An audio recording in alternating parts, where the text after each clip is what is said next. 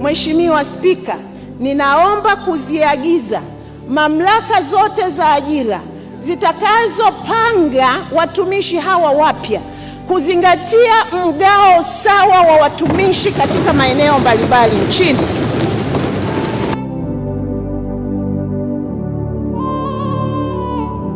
Jenista Joakim Mhagama ni miongoni mwa wanawake walioacha alama katika uongozi wa Tanzania. Alizaliwa tarehe 23 Juni 1967 na alianza kazi kama mwalimu baada ya kuhitimu chuo cha ualimu Korogwe. Ualimu ulimjenga katika misingi ya nidhamu, uwajibikaji na uongozi wa mambo yaliyomsaidia baadaye katika siasa.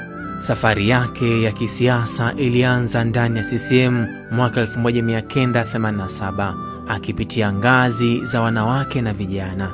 Mwaka 2000 alipewa nafasi ya kuwa mbunge viti maalum na mwaka 2005 akachaguliwa kuwa mbunge wa jimbo la Peramiho, nafasi iliyompatia umaarufu mkubwa kutokana na uchangiaji wake makini bungeni. Tumegundua kuwa walimu 16 wanafundisha somo moja la jiografia katika shule hiyo.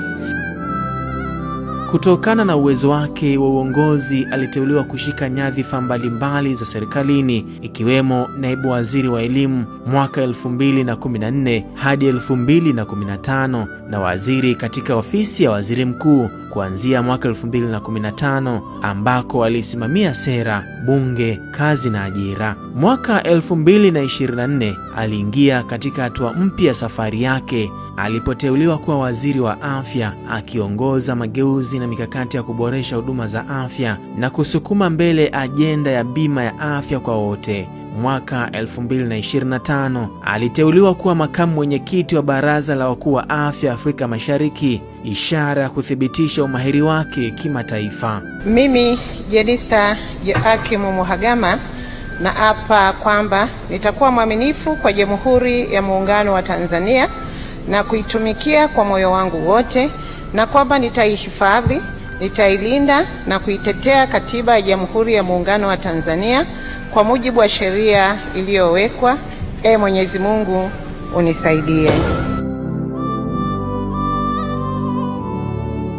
Leo tarehe 11 Desemba 2025, kwa masikitiko makubwa, Spika wa Bunge la Jamhuri ya Muungano wa Tanzania Musa Azan Zungu ametangaza kifo cha mbunge wa Peramiho Mheshimiwa Jenista Joakim Mhagama kilichotokea jijini Dodoma. Nikinukuu taarifa ile inasema: kwa masikitiko makubwa naomba kutangaza kifo cha mbunge wa Peramiho Mheshimiwa Jenista Joakim Mhagama kilichotokea leo tarehe 11 Desemba 2025 jijini Dodoma. Natoa pole kwa waheshimiwa wabunge wote, familia ya marehemu, ndugu, jamaa na wananchi wa jimbo la Peramiho. Mwenyezi Mungu awape moyo wa uvumilivu na subira katika kipindi hiki kigumu. Tulimpokea kwa upendo, tukafahamu kwa matendo, na leo tunamkumbuka kwa uzuri wa moyo wake.